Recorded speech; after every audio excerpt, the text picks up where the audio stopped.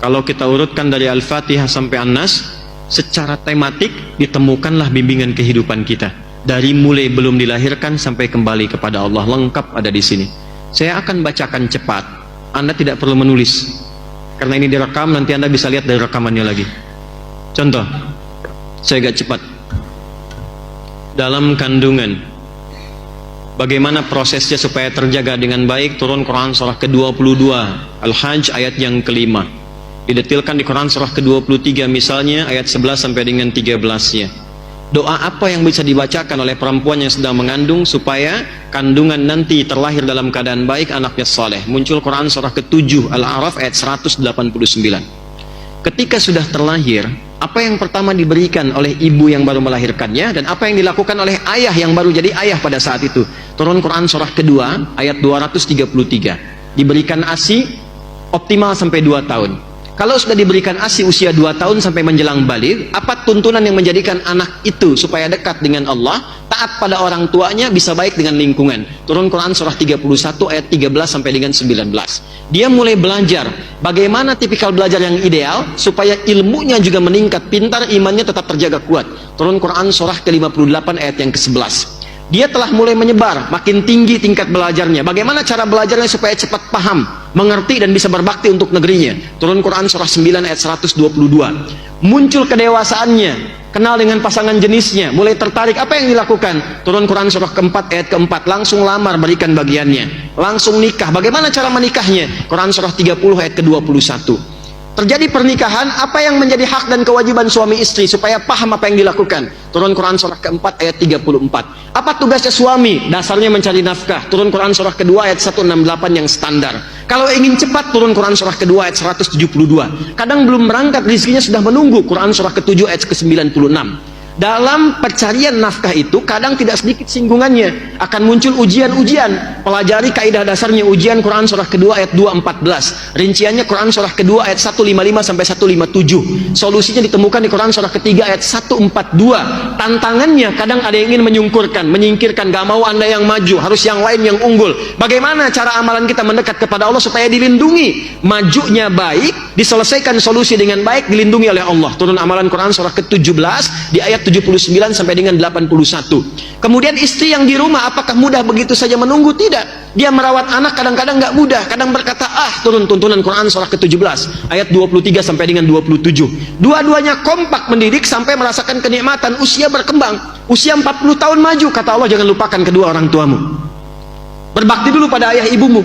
Kalau ada harta yang kau dapatkan kesuksesan di rumahmu, perhatikan bapak ibumu. Turun Quran surah ke-46 ayat yang ke-15. Kalau belum sadar, ingat ibu yang melahirkanmu, merawatmu, mendidikmu. Jangan cepat marah kepada kedua orang tuamu, baktikan sempurna, engkau sukses sekarang. Turun Quran surah ke-31 ayat yang ke-14. Kemudian dia naik lagi, harta mulai banyak. Mulai berbagi, berikan haknya.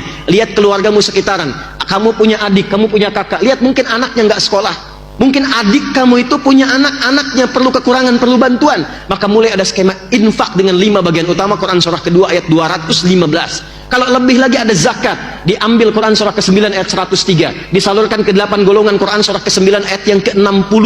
Anda naik lagi, semakin tinggi, semakin tinggi. Maaf, jangan dikira akan selamanya hidup di dunia. Pada akhirnya akan kembali seperti masa kecil ya. Quran surah ke-22 ayat yang ke-5. Kemudian setelah itu datang kematian, dimulai dengan maut. Quran surah ke-3 ayat 185. Yang bawa mautnya malakul maut. Quran surah ke-32 ayat yang ke-11. Cara ngambilnya kalau ingin tenang, Quran surah ke-89 ayat 27 sampai dengan ayat yang ke-30. Ketika meninggal itu masuk ke alam kubur, bagaimana suasana di kubur supaya kita bisa siap-siap? Quran surah ketiga ayat 169 sampai dengan 172. Ada lagi detailnya di Quran surah kedua ayat 153 sampai dengan 154. Lalu bagaimana menunggu di situ sampai kembali kepada Allah? Maka akan terjadi kiamat. Turun satu surah ke-75 dengan namanya Al-Qiyamah. Maka di situ akan ada hisab. Saat dihisab itu ada penentuan, ada surga, ada neraka. Yang ingin ke surga dijelaskan dengan sempurna. Nih, yang pengen surga Firdaus, Quran surah ke-23 di ayat 1 sampai dengan 9. Yang pengen di taman surga, Quran surah ke-51 amalannya ayat 15 sampai dengan ayat ke-23. Yang pengen surga standar, nggak apa-apa, yang penting masuk surga deh, enak juga di situ. Quran surah kedua ayat ke-25. Jangan macam-macam. Selain surga hanya ada neraka. Jangan sampai engkau nestapa. Bagaimana ancamannya supaya kita bisa hindari? Neraka yang paling ringan, dicelupkan sedikit, seharinya 1000 tahun, 1 detiknya 48 hari, langsung hangus hancur semuanya. Turun Quran surah keempat ayat ke-56.